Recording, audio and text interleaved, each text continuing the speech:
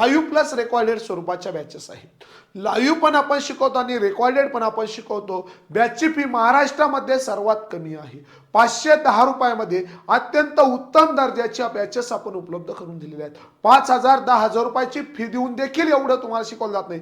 तेवढं किंवा त्यापेक्षा जास्त आणि उत्तम दर्जाची क्वालिटी देऊन आपण आपले लाईव्ह लेक्चर्स इथे घेत असतो. ज्या लेकरांना हे लेक्चर आवडेल त्यांनी पोलीस भरतीची, सरळ सेवेची ओके कोणती बॅच आपली लाईव्ह प्लस रेकॉर्डेड स्वरूपात आपण दिलेली आहेत. पोलीस भरती, सरळ सेवा, त्यानंतर SSC GD, RRB, RPF okay सर्व बॅचेस लाईव्ह स्वरूपात आहे.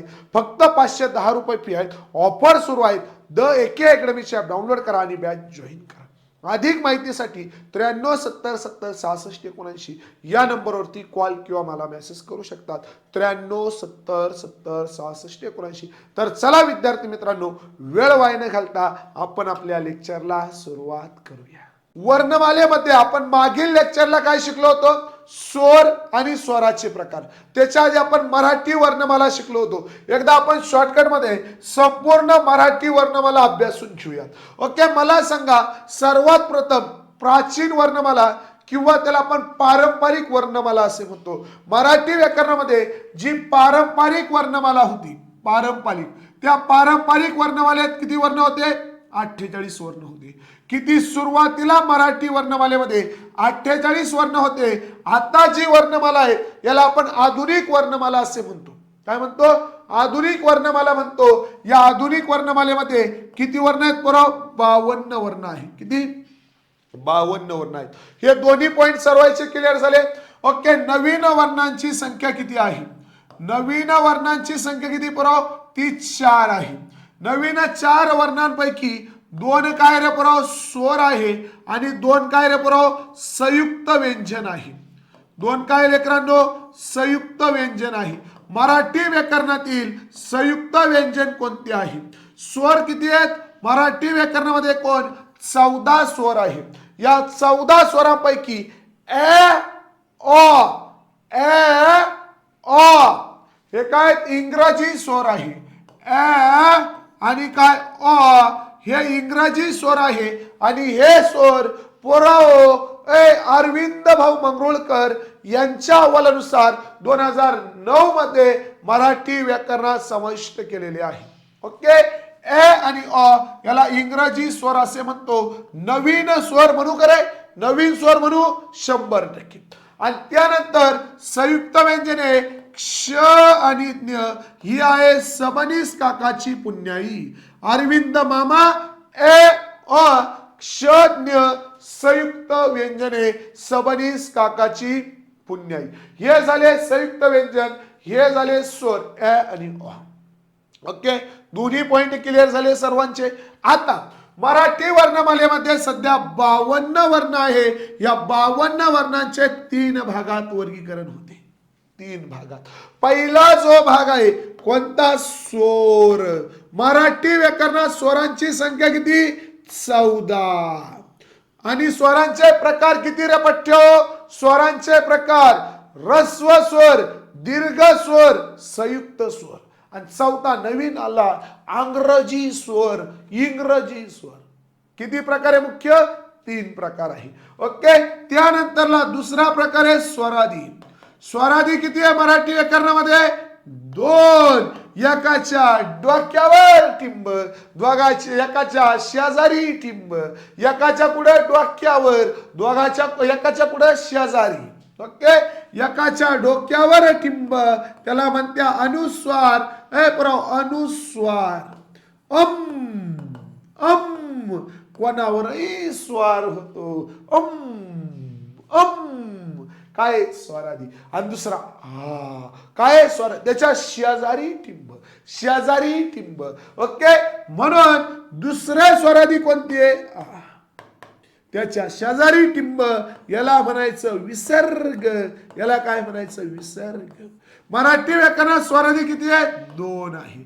आणि तिसरा प्रकार मराठी व्याकरणामध्ये व्यंजनांची संख्या किती? व्यंजनांची संख्या किती? ज्यांचा उच्चार करत असताना हवेचा स्पर्श तोंडाच्या कोणत्याही अवयवाला होत नाही त्याला म्हणायचं स्वर. ज्यांचा उच्चार करत असताना कोणाची तरी गरज भासते, कुठंतरी स्पर्श होतो, त्याला म्हणायचं व्यंजन. काय म्हणायचं? व्यंजन. दुसऱ्याची गरज भासते, दुसऱ्यावर अवलंबून असतो व्यंजन. मराठी व्याकरणात एकूण व्यंजने किती आहेत? 34 आहे. किती आहेत? 34 आहे. आणि संयुक्त व्यंजने किती आहेत? संयुक्त मन माय संयुक्त व्यंजन किती आहे? 2 आहे. संयुक्त व्यंजन धरून व्यंजनांची संख्या किती आहे? 34 आहे. संयुक्त व्यंजन धरून व्यंजनांची संख्या किती आहे? 34 आहे. शिवाभाऊ क्वालिटी वाढवा, मोबाईलच्या स्क्रीनवरती 2दा क्लिक करा, झूम होत असेल तर. ओके. संयुक्त व्यंजनांची संख्या 2 आहे. संयुक्त व्यंजने धरून व्यंजने किती बरोबर? संयुक्त व्यंजन धरून व्यंजने 36. किती? 36. ओके. स्वरादी 2, स्वर 14. ओके. परत आपल्याला कॉम्बो क्वेश्चन विचारला. कॉम्बो क्वेश्चन काय? कॉम्बो क्वेश्चन विचारला. मराठी व्याकरणामध्ये स्वर प्लस स्वरादी यांची संख्या किती? स्वर प्लस स्वरादी यांची संख्या किती आहे? मग रिजॉईन होईल, पुन्हा जॉईन कर. स्वर आणि स्वरादी यांची संख्या किती आहे? स्वर प्लस स्वरादी 16. स्वर प्लस स्वरादी यांची संख्या किती आहे? 16. 14 अधिक 2 बरोबर 16. 14 अधिक 2 बरोबर किती? 16. 14 अधिक 2 बरोबर किती? 16. दोन्ही पॉइंट क्लिअर झाले. ओके. आता बरोबर आज आपल्याला काय शिकायचे? मराठी व्याकरणातले व्यंजने शिकायचे आहे. काय? व्यंजने शिकायचे आहे. व्यंजने शिकायचे. किती व्यंजने शिकायचे? 34 अधिक 2 बरोबर 36. 34 अधिक 2 बरोबर 36. आता आजच तुमचे व्यंजने पाठ करून घेणार. उद्या तू कोणत्याही शाळेत गेलं है का नाही, तर तुला तिथं व्यंजने म्हणता आली पाहिजे. क ख ग घ न च छ ज झ न ट ठ ड ढ न हे व्यंजने आहेत राहू. किती? टोटल 36. फक्त व्यंजन. तुम्हाला क्वेश्चन विचारला मराठी व्याकरणात व्यंजन किती? 34. संयुक्त धरून किती? 2. टोटल किती? 36. आता लक्षात घ्या. ओके. तर पुराव व्यंजनामध्ये तर व्यंजनांना अजून कोणत्या नावाने ओळखलं जातं? व्यंजनांना अजून कोणत्या नावाने ओळखलं जातं? स्वरात्न या नावाने ओळखलं जातं. प्रपर वर्ण या नावाने ओळखलं जातं. दुसऱ्यावर अवलंबून असणारी ज्या व्यंजनांचा उच्चार करत असताना ज्या वर्णांचा उच्चार करत असताना स्वराचं साह्य घ्यावं लागतं त्याला व्यंजन असे म्हणतात. उच्चार करत असताना कोणाचं साह्य घ्यावं लागतं? स्वराची मदत घ्यावी लागते, म्हणून त्याला आपण काय म्हणतो? व्यंजन असे म्हणतो. कोणावर अवलंबून आहे रे? दुसऱ्यावर अवलंबून आहे. प्रवर्ण कशावर? दुसऱ्यावर अवलंबून आहे, म्हणून काय म्हणायचं? प्रवर्ण. स्वर आहे ज्याच्या अंती म्हणजे स्वर आहे ज्याच्या अंती म्हणून म्हणायचं स्वरांती. स्वर आहे ज्याच्या अंती म्हणून म्हणायचं स्वरांती. ज्याला स्वराची गरज लागते त्याला म्हणते व्यंजन. दुसऱ्यावर अवलंबून असतं. कोणावर? दुसऱ्यावर. त्याला म्हणायचं व्यंजन. काय म्हणायचं? व्यंजन. दुसऱ्यावर अवलंबून असतं. हे पॉइंट लक्षात. बाकी काही होऊ दे, दुनिया इकड तिकड झाले तरी काही घेऊन देत. दुसऱ्यावर अवलंबून असतं. काही होऊ दे, दुसऱ्यावर अवलंबून असतं.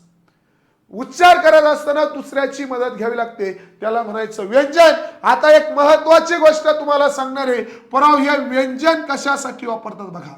व्यंजन ह्या व्यंजनामध्ये जर आपण स्वर टाकला तर आपल्याला तयार होतं अक्षर. पट्ट्यो पोलीस भरतीचा लय वेळेस क्वेश्चन आहे हा. काय? अक्षर मिळवण्यासाठी व्यंजनात टिंब टिंब घालावा लागतो. अक्षर मिळवण्यासाठी व्यंजनात टिंब टिंब घालावा लागतो. काय घालावा लागतो? स्वर. काय? स्वर. अक्षर मिळवण्यासाठी व्यंजनामध्ये टाकावा लागतो स्वर. काय? स्वर. मग कसा टाकला? लक्षात घ्या. मी इथं व्यंजन दिलं भ. व्यंजन काय दिलं? भ. याला घेतला अधिक आणि इथं टाकला आ. आ हा कोणता स्वर आहे रे? आ ई उ ए ए ओ औ. आपण पाहिलं ना कोणत्या प्रकारात मोडतो आ. आ ओ ई उ ह्रस्व स्वर. आ ई उ दीर्घ स्वर. कोणता दीर्घ स्वर. ओके, भ मध्ये जर मी आ हा स्वर टाकला, ब हे माझं काय, ब हे माझं काय व्यंजन आहे, काय व्यंजन आहे. यात मी काय टाकला स्वर, तयार झाला माझं काय अक्षर भा. काय तयार झालं अक्षर भा. म्हणजे व्यंजनांचा वापर आपण कशासाठी करतो, अक्षर मिळवण्यासाठी. पण एकट्या व्यंजनानं अक्षर तयार होईल का, असे क्वेश्चन तुम्हाला विचारते बघा सत्य असत्य विधान ओळखायला. एकट्या व्यंजनानं अक्षर तयार होईल, होईल अजिबात नाही. एकट्या व्यंजनाने अक्षर तयार होऊ शकत नाही. त्याच्यासाठी कोणाची मदत घ्यायची, स्वराची मदत घ्यायची. कोणाची मदत घ्यायची, स्वराची. हा पॉइंट क्लिअर झाला. त्यानंतर त, हे काय व्यंजने, यात टाकला अ, तयार झाला पाय त्याचा नीट त. आणि कंपित वर्ण आहे र, त्याचा पाय मोडेल होता, अ टाकला तयार झाला र. आता हे माझे काय झाले अक्षर, हे माझे काय अक्षर आहे. आता बघा तुम्हाला एक ऍडव्हान्स क्वेश्चन शिकवतो, तुम्हाला एक ऍडव्हान्स क्वेश्चन शिकवतो. काय, या अक्षरांची जर आपण योग्य मांडणी केली, या अक्षरांची जर आपण योग्य मांडणी केली, मांडणी, तर आपल्याला काय भेटतं.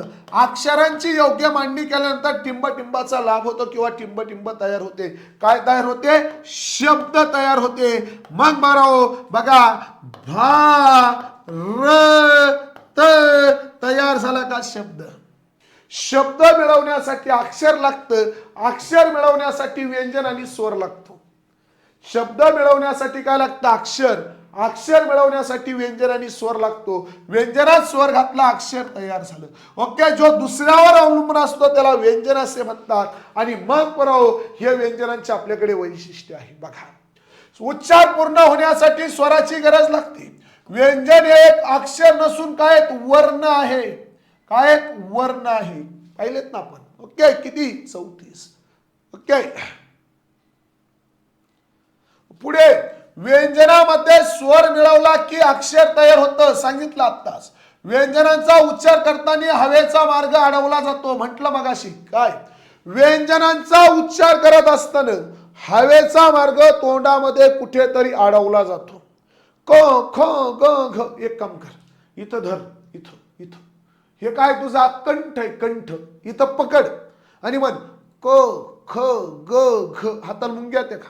ओके, म्हणून इथून हवेचा मार्ग निघतो, इथून कंठापासून. मग प फ प फ, हवा कुठे अडवली जाते, वटालला. आपला बाब्या म्हणतो प फ प भ म्हणताना जिबाचा होटेला पर्श होतो, प फ ब, म्हणून त्याला उष्ट. अबे बाब्या, हवेचा मार्ग तोंडाच्या बाहेर हवा निघत असताना प फ ब भ म्हणताना वटायचा स्पर्श होतो, हवा तोंडातच अडवली जाते, म्हणून त्याला ओष्ठ व्यंजन म्हणते. म्हणून व्यंजनांचा उच्चार करत असताना कुठेतरी हवा काय केली जाते, अडवली जाते. मराठी व्याकरण, मराठी भाषेत एकूण 34 व्यंजन प्लस 2 संयुक्त व्यंजने आहेत. व्यंजनांचा उच्चार करताना मुखातील जिभेचा ओके कंठ, टाळू, मूर्ध, दात, ओठ आव्यांना स्पर्शही देखील होतो. ते पुढे तुम्हाला शिकेल. व्यंजनांचे 5 प्रकार पडतात. संस्कृत भाषेत व्यंजनांना हल असे म्हटलेले आहे. आधी हा शब्द समजून घ्या. संस्कृत भाषेत जे व्यंजने आहे, व्यंजने, या व्यंजनांना काय म्हणतात, हल असे म्हणतात. अशा पद्धतीने हल शब्द, लचा पाय मोडायचा आहे, फक्त ल नाही द्यायचा, त्याचा पाय मोडायचा. आता तुझ्या माहितीसाठी सांगतो, मराठी वर्णमालेत काय सांगितलं माहिती का, तुम्ही ल असा लिहू नका म्हणे. दळींदर ल असं लिहू नका म्हणे. कोण म्हणतंय, जी आर म्हणतोय 2009चा. ल लिहित असताना असा लिहा म्हणे. हे बघ असा, हे बघ अशी वाटी, अशी वाटी, अशा पद्धतीने असा लिहा म्हणते. असा ल लिहित असताना. पण आपण ल चालले, ल लिहित असताना या पद्धतीने लिहा म्हणतात ते 2009च्या जी आर नुसार. हा ल तुमचा योग्य आहे. ओके, हल. संस्कृत भाषेत व्यंजनांना काय म्हणतात, हल असे म्हणतात. 2017ला अहमदनगर जिल्हा पोलीस भरतीला धिंगाणा झाला. काय धिंगाणा झाला, मराठी व्याकरणामध्ये, मराठी व्याकरणात किंवा वर्णमालेत व्यंजनांचे प्रकार किती आहेत? व्यंजनांचे प्रकार जे आज आपल्याला शिकायचे, प्रकार किती आहे म्हणे. मराठी वर्णमालेत व्यंजनांचे प्रकार किती आहेत असा क्वेश्चन विचारला 2017ला अहमदनगर पोलीस भरतीला. उत्तर दिलं त्यांनी, अय माझ्या वाघाऊ, उत्तर दिलं त्यांनी 8. अगं बयो, कसं करू अय मावशी, ओ मन माय, काय करू आता? ऑप्शनच नव्हता भाऊ 5. पण तू ह्या माहितीसाठी सांगतो. ओके, नंतर तो क्वेश्चन काय केला, त्याची ऍक्शन घेतली आणि तो बाद करून टाकला. आता आपण लक्षात घ्यायचे काय, आपल्या डोक्यात घालून ठेवायचं, मराठी व्याकरणात फार दुनिया इकडली तिकडे झाली. मराठी वर्णमालेमध्ये व्यंजनांचे जे प्रकार आहे ना, ह्या व्यंजनांचे प्रकार आहेत बरोबर 5. मराठी वर्णमालेत व्यंजनांचे प्रकार किती आहे? 5. मराठी वर्णमालेत व्यंजनांचे प्रकार किती आहे? 5. किती? 5. किती? 5. म्हण, पाठ झालं पाहिजे. मराठी वर्णमालेमध्ये व्यंजनांचे प्रकार 5 आहेत. झालं ना पाठ? 5 आहे, 5 आहे, 5 आहे, 5 आहे. किती आहे? 5 आहे. मग ते 5 प्रकार कोणते? व्यंजनांचे 5 प्रकार कोणते? चला, व्यंजन पहिले क्लिअर झाले सगळे. व्यंजनांचे वैशिष्ट्य क्लिअर झाले. व्यंजनांचे प्रकार 5 आहे. द्या लक्ष बरोबर. व्यंजनांचे प्रकार कोणते कोणते? 5 आहे. ए माझ्या बघाओ, व्यंजनांचे प्रकार 5 कोणते आहेत बघा. 5. व्यंजनांचा पहिला प्रकार आहे बरोबर, त्याला म्हणायचं काय? स्पर्श व्यंजन. काय म्हणायचं बरोबर? स्पर्श व्यंजन. काय म्हणायचं? स्पर्श व्यंजन. याला आणखी नाव आहे, ते पुढे तुम्हाला सांगेल. सध्या 5 प्रकार कोणते आहेत तिकडे लक्ष द्या. स्पर्श व्यंजन. काय म्हणायचं? स्पर्श व्यंजन. दुसरा प्रकार आहे व्यंजनांचा, त्याला म्हणायचं अर्धस्वर. ज्या व्यंजनाचा उच्चार कुठेतरी स्वरासारखा होतो त्याला म्हणायचं अर्धस्वर. अर्धस्वर. काय म्हणायचं? अर्धस्वर. तिसरा प्रकार आहे व्यंजनाचा उष्म्य व्यंजन. उष्म्य व्यंजन. उष्म्य व्यंजन. आणि चौथा प्रकार आहे व्यंजनाचा महाप्राण. आधी स्वातंत्र्य घेऊ. स्वातंत्र्य व्यंजन. आणि 5वा प्रकार आहे व्यंजनाचा महाप्राण. महाप्राण. होची छटा लागते. व्यंजनांचे प्रकार किती प्रकार झाले? व्यंजनाचे 5. किती प्रकार झाले? 5. किती प्रकार झाले? 5. व्यंजनांचे एकूण प्रकार किती? 5. आता लक्षात घ्या, ह्या नगरवाल्यानं काय केलं? या नगरवाल्यानं या स्पर्श व्यंजनाचे किती मुख्य प्रकार आहे? स्पर्श व्यंजनाचे 3 प्रकार आहे. पहिला प्रकार म्हणजे कठोर स्पर्श व्यंजन, घोष. कठोर स्पर्श व्यंजन घोष म्हणतो. दुसरा स्पर्श व्यंजन मृदू स्पर्श व्यंजन अघोष. आणि तिसरा प्रकार अनुनासिक, नाकातून हवा निघते, अनुनासिक. तिसरा प्रकार कोणता? अनुनासिक. बघा, हे स्पर्श व्यंजनाचे 3 प्रकार आहेत. स्पर्श व्यंजन हा मुख्य प्रकार आहे व्यंजनाचा. 1 2 3 4 5 6 7 8 मिळून अहमदनगर पोलीस भरती. असं मोजलो म्हणे माय, काय करू लखाबाई, ते नाही का लखाबाई लखाबाई असा कार्यक्रम. ओके, तर व्यंजनांचे मुख्य प्रकार 5, स्पर्श व्यंजनांचे प्रकार 3. व्यंजनांचे प्रकार किती बरोबर? 5. स्पर्श व्यंजनांचे प्रकार किती? 3. व्यंजनांचे प्रकार 5. मन माय मग व्यंजनांचे प्रकार 5, स्पर्श व्यंजनांचे प्रकार 3. स्पर्श व्यंजनांचे प्रकार 3. व्यंजनांचे 5, स्पर्श व्यंजनाचे 3. ओके, राहील लक्षात? राहील लक्षात? स्पर्श व्यंजनाचे प्रकार हे व्यंजनाचे उपप्रकार आहे. उपप्रकार मध्ये सप्रकार आणि हे काय उपप्रकार. आपले काय हे मुख्य प्रकार, मुख्य, आणि हे काय उप, मुख्य उप, मुख्य उप. ओके, राहील लक्षात? आता कुणी चुकणार नाही. आता मास्तर आम्हाला वर्णमाला शिकायची आहे. काय शिकायची आम्हाला? वर्णमाला आम्हाला शिकायची आहे. वर्णमाला शिकवा मला. तर दे लक्ष. मराठी व्याकरणामध्ये 34 अधिक 2 36 एकूण व्यंजने संयुक्त धरून ओके पाठ कसे करायचे आता लक्षात घे. तू ही वही घे, तू हा पेन घे, आणि जसं मी फळ्यावर लिहितो तसं तू या वहीमध्ये पेनातले क चाट्यात पाय काय घ्यायचं? क चा ट्यात पाय लिहायला सुरुवात करायची. म्हणजे काय होणार आहे? इथंच आपलं पाठ होणार आहे.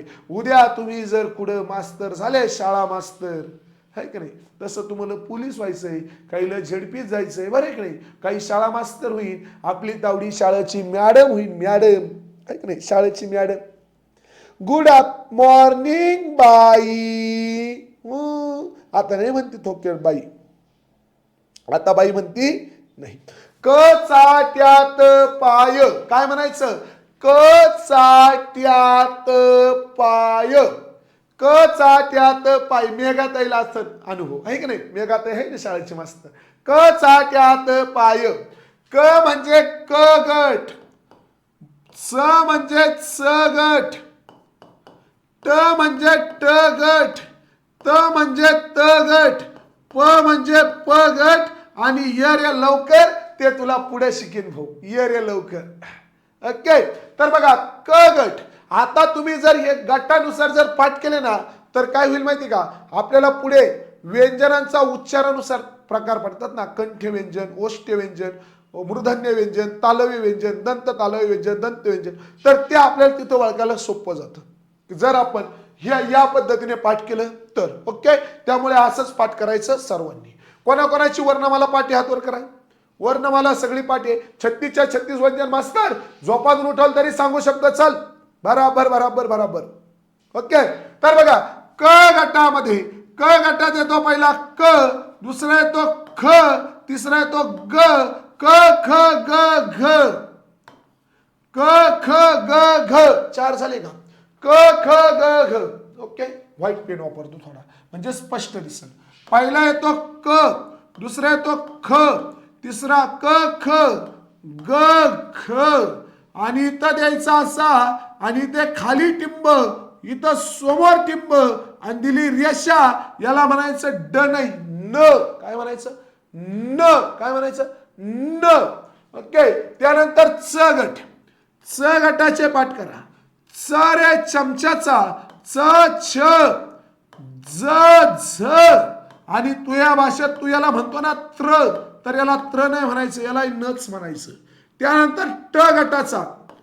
ट गटाचा ट ठ ड ढ बाणाचा न. आधी बाणाचा न मग नळाचा न.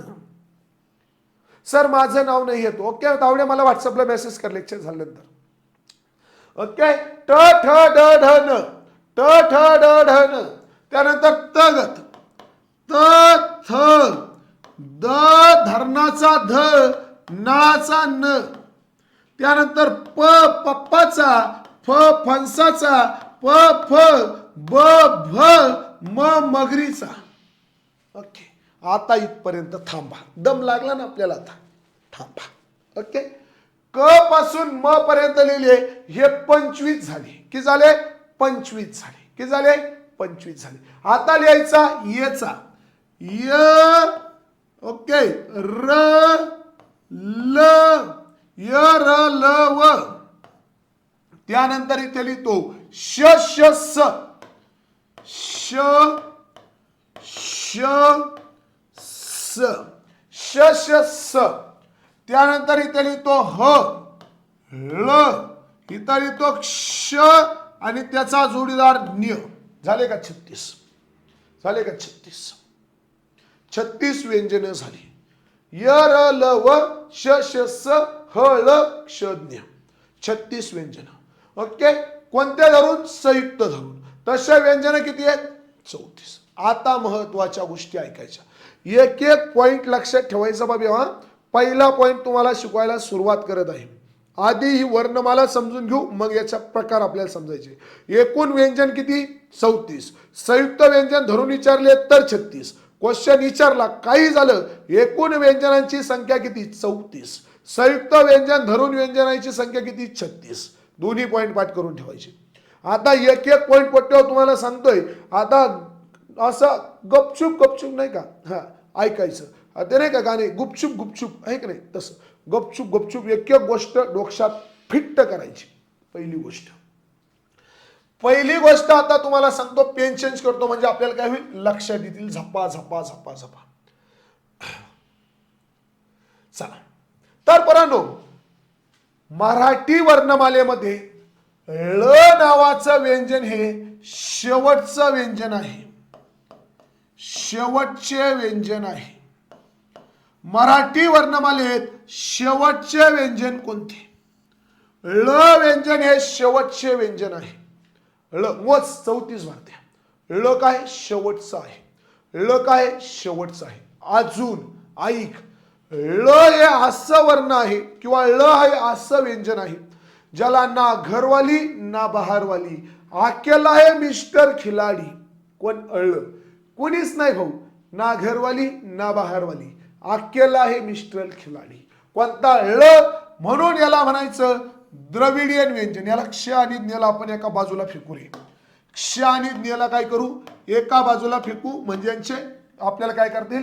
वैशिष्ट्य तिथे लिहिता येईल. ळ हा कसा आहे? ळ हा कसा आहे? आपण उलट चाललोय लिहित लिहित. ळ कसा आहे? एकटा आहे, ना घरवाली. अरे यार काय व्हायलं रे? ना घरवाली ना बहारवाली. ओके, ना घरवाली ना बहारवाली, अकेला आहे मिस्टर खिलाडी. म्हणून म्हणायचं स्वातंत्र्य व्यंजन. स्वातंत्र्य व्यंजन किंवा वर्ण. मराठी व्याकरणात कोणता वर्ण स्वतंत्र आहे? एकटा आहे, स्वातंत्र्य आहे, ळ.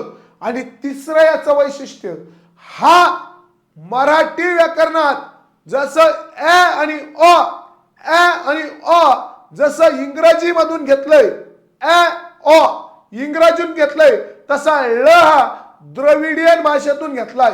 ळ कुठून घेतलाय? द्रविडियन भाषेतून घेतलाय. द्रविडियन. आता महत्वाचा मुद्दा झाला. ळ कुठून घेतलाय? द्रविडियन मधून घेतलाय.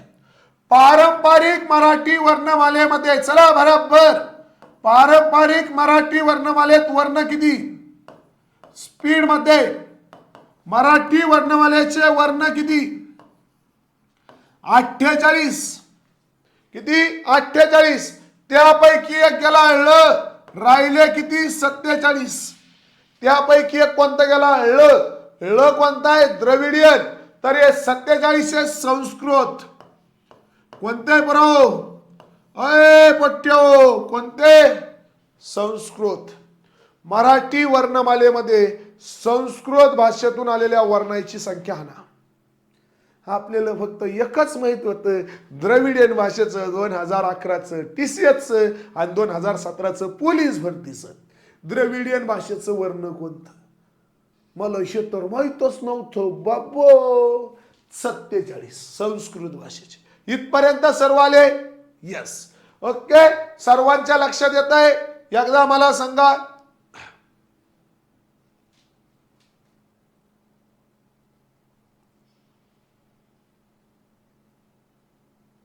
ओके, काय म्हटलं तू? काही कळलं नाही. ओके,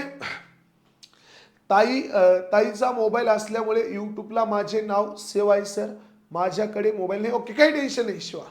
ओके, काही लोड नाही घेऊ, अभ्यास कर फक्त. ओके, ते गरजेचं आहे. आता ळचा कार्यक्रम संपला. ळचे किती वैशिष्ट्य पाठ केले? 3. एक शेवटचा व्यंजन, स्वातंत्र्य वर्ण, द्रविडियन भाषेचा. 3 पाठ झाले. 6वी आहे ना. ओके, चला त्यानंतर पुढे ह. ह हा मराठी व्याकरणामधला महाप्राण आहे. मराठी व्याकरणातला काय? महाप्राण आहे.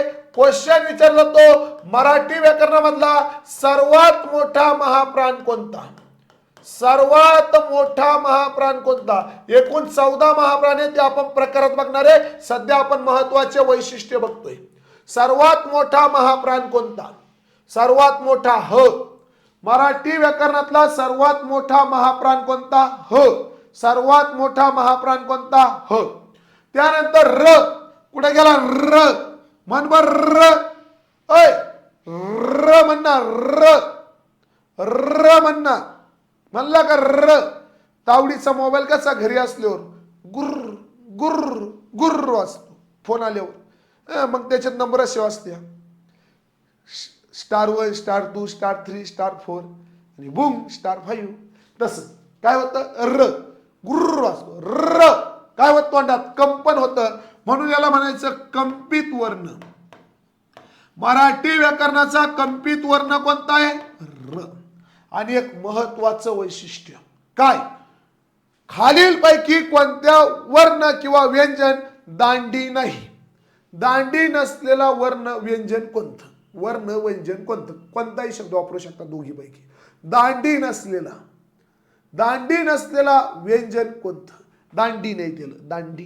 जशी की लल आहे, वल आहे, शल आहे, कल आहे, खल आहे, ओके, गल आहे, घल आहे, ओके, नल आहे, ओके, काय म्हणतो आपण न. त्यानंतर डल सुद्धा आहे असा लिहिला जातो, ओके. पण मल सुद्धा आहे पण रला नाही. कोणाला नाही, रला नाही. रला आहे का, नाही. दांडी नसलेला वर्ण किंवा व्यंजन काय, दांडी नसलेला व्यंजन काय, दांडी नसलेला व्यंजन, ओके. दांडी नसलेला व्यंजन, दांडी नसलेला व्यंजन, हे वैशिष्ट्य पाठ झालं. दांडी नसलेला व्यंजन. तर हे महत्वाचे वैशिष्ट्य एकदा सगळ्यांना पाठ करायचे, ओके. य रे लव हे अर्ध स्वर आहे. रताळ्याचा र, हो, रताळ्याचा र, हो रे माझ्या वाघा, ओके. हे एवढे व्यंजन आधी पाठ झाले. दंड नसलेला असंही आपण त्याला म्हणतो. र लिहिण्याची पद्धत, ओके, सांगतो. सगळं होणारे हळूहळू हळूहळू लक्षात घ्या, ओके. इथपर्यंत सर्व आले, ओके. आता हळूहळू एक एक प्रकार आपल्याला बघायचा आणि मग शेवटी परत कॉम्बो कार्यक्रम वाजवायचा. आज आपण पहिल्यांदा हात घालूयात स्पर्श व्यंजनांना. पहिल्यांदा हात कशात घालूया, स्पर्श व्यंजनांना. कशाला, स्पर्श व्यंजनांना. चला, स्पर्श व्यंजन म्हणजे काय, ज्या व्यंजनांचा उच्चार करताना मुखातील कोणत्याही अवयवाला हवेचा किंवा जिभेचा स्पर्श होत असेल तर त्याला स्पर्श व्यंजन असे म्हणायचे. काय म्हणायचं, स्पर्श व्यंजन असे म्हणायचे. काय, स्पर्श व्यंजन. बघा, स्पर्श व्यंजनाची आणखी नावं कोणती, स्फोटक व्यंजन आणि वर्गीय व्यंजन. स्फोटक व्यंजन आणि वर्गीय व्यंजन. स्फोटक, वर्गीय, स्पर्श व्यंजनांचे नाव, ओके. बघा, स्पर्श व्यंजन नावं तुम्हाला तिथे सांगितली. किती स्पर्श व्यंजन, 25 आहे. स्पर्श व्यंजन किती आहे, 25 आहे. स्पर्श व्यंजनाचे किती गट पडले, 3 गट पडलेले आहे. पहिला कोणता आहे, कठोर, घोष, नाद. बघा, कठोर कुठे, कठोर, अघोष श्वास, ओके. आणि घोष नाद याला काय म्हणायचं, मृदू व्यंजन. मृदू व्यंजन. कठोर व्यंजनाचे 3 नावं काय आहेत, कठोर व्यंजन, अघोष व्यंजन, श्वास व्यंजन, ओके. तो पॉइंट काय करायचा, लक्षात ठेवायचा. त्यानंतर मृदू व्यंजन आणि त्यानंतर काय, अनुनासिक. आपल्याला क्वेश्चन विचारला, ज्या व्यंजनाचा उच्चार नाकावाटे होतो त्याला काय म्हणायचं, ज्या व्यंजनाचा उच्चार नाकावाटे होतो, अनुनासिक. कठोर व्यंजन किती आहेत, मृदू व्यंजन किती आहेत, अनुनासिक किती आहेत, हे बघूया. पण पहिल्यांदा स्पर्श व्यंजन कोणते, 25 आहे आणि त्याचे वैशिष्ट्य आपले पाठ असणं गरजेचं आहे. बरोबर, लक्षात घ्या. आता महत्वाचे मुद्दे लक्षात घ्या पोट्ट्याओ. पाय इथं क आहे, या क पासून या म पर्यंतच्या सर्व व्यंजनांना स्पर्श व्यंजन असे म्हणतात. काय म्हटलंय, क पासून म पर्यंतच्या सर्व व्यंजनांना स्पर्श व्यंजन असे म्हणतात. काय, क पासून, ओके. पहिला मुद्दा काय, क पासून ते म पर्यंतच्या व्यंजनांना स्पर्श व्यंजन असे म्हणतात. काय म्हणतात, स्पर्श व्यंजन असे म्हणतात. क पासून ते म पर्यंतच्या व्यंजनांना स्पर्श व्यंजन म्हणतात. दुसरा मुद्दा, अय प्रो, खालीलपैकी कोणत्या गटातले व्यंजन स्पर्श व्यंजन आहे असा देखील क्वेश्चन आपल्याला बनला. खालीलपैकी कोणत्या गटातले व्यंजन स्पर्श व्यंजन आहे हा देखील आपल्याला क्वेश्चन बनला. परंतु ह्यो क गट आहे, या क गटापासून ते हा प गट आहे. इथे एवढी मोठी अंडरलाईन आपण टाकूयात. काय म्हणतो आपण त्याला, रेषा मारूया बा, ओके. कॉलम करायचा. बघ, या क गटापासून ते या प गटापर्यंतच्या व्यंजनाला स्पर्श व्यंजन असे म्हणतात. क गटापासून ते प गटापर्यंतच्या व्यंजनाला पोट्याहो स्पर्श व्यंजन असे म्हणतात. काय म्हणतात? स्पर्श व्यंजन. मग मोजा किती झालेत? हे 25. 1 2 3 4 5 हे 5 5 5 5 5 पाचा पाचा 25 झाले. 25. आता महत्वाची गोष्ट इथं दडली. पुढे बघा, कठोर व्यंजन किती आहेत? 13 आहे. कठोर व्यंजनाची एकूण संख्या किती आहे? 13 आहे. इथं गडबड करणारे क्वेश्चन आहे. स्पर्श आणि मृदू व्यंजनाची संख्या किती आहे? 10 आहे. मृदू स्पर्श व्यंजन अनुनासिक 5च आहे. फक्त इथे गडबड होती. कुठं? कठोर स्पर्श व्यंजनाला. ती गडबड काय होते ते तुम्हाला आधी क्लिअर करून घेऊयात आपण. ओके, मला सांगा कठोर व्यंजनांची आता बघा का एकूण संख्या किती आहे? एकूण संख्या किती आहे? 13 आहे. मराठी वर्णमालेमध्ये एकूण कठोर व्यंजन किती आहे? पहिला क्वेश्चन क्लिअर करा. मराठी वर्णमालेमध्ये एकूण कठोर व्यंजन किती आहे? एकूण कठोर व्यंजन किती आहे? 13 आहे. आता 13 कठोर व्यंजनांचे 2 भाग पडले. 13 कठोर व्यंजनांचे किती भाग पडले? 2 भाग पडले. एक भाग, दुसरा भाग. एका भागाला म्हणलं स्पर्श कठोर व्यंजन. स्पर्श कठोर व्यंजन. स्पर्श कठोर व्यंजन. आणि दुसऱ्या भागाला म्हणलं मृदू स्पर्श व्यंजन. सॉरी काय? उष्मे स्पर्श व्यंजन. उष्मे स्पर्श व्यंजन. काय म्हटलं? उष्मे स्पर्श व्यंजन. उष्मे, अरे यार उष्मे कठोर म्हणणार आहे, स्पर्श नाही. उष्मे कठोर व्यंजन. कठोर स्पर्श नाही. उष्मे कठोर व्यंजन. उष्मे कठोर व्यंजन, स्पर्श कठोर व्यंजन. आता इथपर्यंत आले. कठोर व्यंजनाचे सुद्धा किती प्रकार पडले? कठोर व्यंजनाचे सुद्धा किती प्रकार पडले? 2. स्पर्श कठोर व्यंजन, उष्मे कठोर व्यंजन. 2 प्रकार पडले. ओके, आता कठोर व्यंजनाची व्याख्या काय?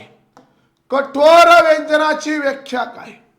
व्याख्या, ज्या व्यंजनांचा उच्चार कठीण असतो, ज्या व्यंजनांचा उच्चार कसा असतो? कठीण असतो, त्याला कठोर व्यंजन म्हणायचं. कठीण. ज्या व्यंजनांचा उच्चार कठीण असतो त्याला कठोर व्यंजन म्हणायचं. ज्या व्यंजनांचा उच्चार सोपा असतो त्याला मृदू व्यंजन म्हणायचं. आणि ज्या व्यंजनांचा उच्चार नाकातून होतो त्याला अनुनासिक म्हणायचं. शेजारचीचं पोरगं पाहायचं. तावडे तुला गंमत सांगतो, आपलं नया शेजारचीचं. शेजारचीचं पोरगं पाहायचं, एक काठी घ्यायची, शेजारचीच्या पोराचं नाक दाबायचं आणि त्याला म्हणायचं म्हण न. नाही म्हणला का त्याला तुला हानीन. काय म्हणायचं? न. काय म्हणायचं? न. न म मन म्हणायचं. मग त्याला म्हणता येईल का? अजिबात नाही. आपलंच नको. आपलं नको. आपलं वाणी किनी सहाय आहे का नाही? लोकांचं मोकार आहेत बुवा. आपलं वाणी किनीच आहे लोकांच्या. ओके, न न न म या व्यंजनांचा उच्चार नाकातून होतो म्हणून त्याला अनुनासिक म्हणतात. उच्चार कठोर असतो, कठीण असतो. उच्चार काय असतो? सुलभ असतो, सोपा असतो आणि उच्चार नाकातून होतो. असे यांचे व्याख्या. ओके, आता कठोर स्पर्श. स्पर्श कठोर व्यंजन किती आहेत? 10. आणि उष्मे स्पर्श व्यंजन किती आहेत? 3. कठोर स्पर्श व्यंजन किती आहेत? 10. उष्मे स्पर्श व्यंजन किती आहेत? 3. आता हे 10 पाठ कसे करायचे? क चा ट्यात पाय यावरून पाठ करायचे. परव क ख च छ ट ठ त थ प फ. ही काय? कठोर स्पर्श व्यंजन आहे. कठोर स्पर्श व्यंजन आहे. ओके, आणि आणि आणि श श स श म्हणा. बघ ना, उष्ण काय म्हणतो आपण त्याला? उच्चार मोठा आहे. श श स. श श स मोठा उच्चार आहे ना, म्हणून याला काय म्हणायचं? उष्मे. काय? उष्मे आहे. कसे? कठोर उष्मे व्यंजन. कठोर उष्मे व्यंजन. आता आपल्याला क्वेश्चन विचारला गेला कठोर स्पर्श व्यंजन किती? काय क्वेश्चन विचारला आपल्याला? कठोर स्पर्श व्यंजनांची संख्या किती आहे? 10. कठोर उष्मे व्यंजनांची संख्या किती आहे? 3. एकूण कठोर व्यंजन किती आहे? 13. कठोर स्पर्श व्यंजन कोणते कोणते आहेत? क ख च छ ट ठ त थ प फ. हे स्पर्श व्यंजन होईल करे. स्पर्श व्यंजन होईल की अजिबात नाही. हा अशी चूक करायची नाही. त्याला फक्त उच्चार कठीण आहे म्हणून कठोर मध्ये टाकलं, बाकी काही करायचं नाही. 2009च्या GR मध्ये त्यांनी हे दिलंय. आणि ते जर काही म्हणले तर GR घ्यायचा, त्याच्या तोंडावर घेऊन हाणायचा, बघ म्हणावतो ह्या डोळेनं. ओके. कठोर उष्मे व्यंजन श श स. कठोर स्पर्श व्यंजन क ख च छ ट ठ त थ प फ. पॉइंट क्लिअर झाला. आता या इकडं मृदू स्पर्श व्यंजन उच्चार कसा असतो, कमी असतो, हळूच असतो. किती हळूच असतो. किती संख्या आहे, फक्त संख्या किती यांची 10. संख्या किती यांची 10. कोणते ते 10? ग घ ज झ ड ढ द ध ब भ. ओके. आपल्याला क्वेश्चन विचारला, तुम्हाला सांगतो क्वेश्चन काय विचारला माहिती का, हे ड आणि ढ कोणत्या व्यंजनाचे प्रकार म्हणे. पोलीस भरतीचा आवडता क्वेश्चन. ड ढ कोणत्या व्यंजनाचा प्रकार आहे. मृदू स्पर्श व्यंजन. मृदू, नाद, घोष, नाद, घोष, मृदू. याचं नाव काय, कठोर, अघोष, नाद. ओके. मृदू. ओके. मृदू स्पर्श व्यंजन किती झाले, 10 झाले. हे दोन जोड्या ग घ ज झ ड ढ द ध ब भ. आणि शेवटी ज्या व्यंजनांचा उच्चार नाकपुडी मधून होतो, नाकातून नाही म्हणते बघा, नाकपुडीतून होतो असा शुद्ध शब्द वापरत्या. नाकपुडी, नाकातून मिकातून ते आपण वापरतो, पेपरला नाकपुडीतून होतो. ओके. त्याला अनुनासिक असे म्हणत्या. काय म्हणत्या, अनुनासिक म्हणत्या. अनुनासिकांची संख्या किती आहे, 5 आहे. ते अनुनासिक कोणते, 4 न 1 म. याला म्हणायचं अनुनासिक. याला काय म्हणायचं, अनुनासिक. तर अशा पद्धतीने या स्पर्श व्यंजनांचे किती प्रकार पडले, तर स्पर्श व्यंजनांचे 3 प्रकार पडले. सर्वांच्या डोक्यात घुसले, यस या नो, एकदा मला सांगा, यस या नो. स्पर्श व्यंजनांचे 3 प्रकार पडले, कठोर स्पर्श व्यंजन, मृदू स्पर्श व्यंजन आणि अनुनासिक. कठोर, मृदू आणि अनुनासिक. ओके. आता गडबड काय झाली मास्तर, हे 13, हे 10 आणि हे 5 होत्यात 28. किती झाले, 28 झाले का, बघा ना. ओके का नाही. 5 आणि 10 किती झाले, 15. 15 आणि 13 किती झाले, 28. आणि तुम्ही तर म्हणले स्पर्श व्यंजन किती आहे, 25 आहे. या 3 कोणते ऍड झाले, उष्मे व्यंजन ऍड झाले. यात चूक करायची नाही. ओके. स्पर्श व्यंजन 25 होतील का 28 होतील. ओके. 25 होतील का 28 होतील. स्पर्श व्यंजनाचे प्रकार आपले एकूण स्पर्श व्यंजन संख्या 25च आहे. स्पर्श व्यंजनाची संख्या किती आहे, 25च आहे. किती आहे, 25च आहे. फार काही झालं 25 टेकवायचे, काही होऊ दे. ओके. व्याख्या लिहून ठेव. काय, कठीण असतो, उच्चार कठीण असतो, उच्चार सुलभ असतो. उच्चार काय असतो, सुलभ असतो. आणि उच्चार नाकातून होतो, म्हणजे नाकपुडीतून. नाकपुडी, नाकातून. आता महा नको, महा तुटेल बाबा, है की नाही. नाकातून होतो, उच्चार नाकपुडीतून होतो. अनुनासिक. ओके. पॉइंट क्लिअर झाला, यस या नो. आता यांचे नाव सुद्धा आपल्याला पाठ करायचे. कठोर व्यंजन, अघोष व्यंजन, श्वास व्यंजन. ओके. नाद व्यंजन, घोष व्यंजन आणि यालाच आपण काय म्हणतो, मृदू व्यंजन. ओके. याचं तिसरं नाव काय, मृदू व्यंजन. हा शब्द टाकायचा राहिला. अनुनासिकांना पंचम वर्ण असे म्हणतो. पंचम वर्ण का म्हणतो, किती आहेत, 5. किती आहेत, 5. म्हणून काय म्हणायचं, पंचम वर्ण असे म्हणतात. याला हिंदी म्हणून नासिक असे म्हणतात. नासिक, आपलं नाशिक नाही, नासिक. नासिक हिंदी मधून शब्द आहे त्याला. ओके. तर विद्यार्थी मित्रांनो, हे स्पर्श व्यंजन, स्फोटक व्यंजन, वर्गीय व्यंजन असं याला म्हटलं जातं. हे आपल्याला पाठ करून तिथे ठेवावी लागेल. आजच्या दिवस मी इथेच तुमची काय करतो, रजा घेतो. उद्या शार्प सकाळी 10:30 वाजता मराठी व्याकरणाचं आपलं लाईव्ह लेक्चर तिथे सुरू होईल. सर्वांनी सकाळी 10:30 वाजता आपल्या याच ॲपवरती काय करायचं, लाईव्ह लेक्चर जॉईन करायचं. सुरू व्हायच्या 2 मिनिटं आधी तुम्हाला टेलिग्राम चॅनल, व्हॉट्सअपला आणि त्यानंतरला ॲपवर सुद्धा नोटिफिकेशन दिलं जाईल. इथपर्यंत आज जे शिकलो ते सगळं तुम्ही तोंडपाठ करणं काळाची गरज आहे.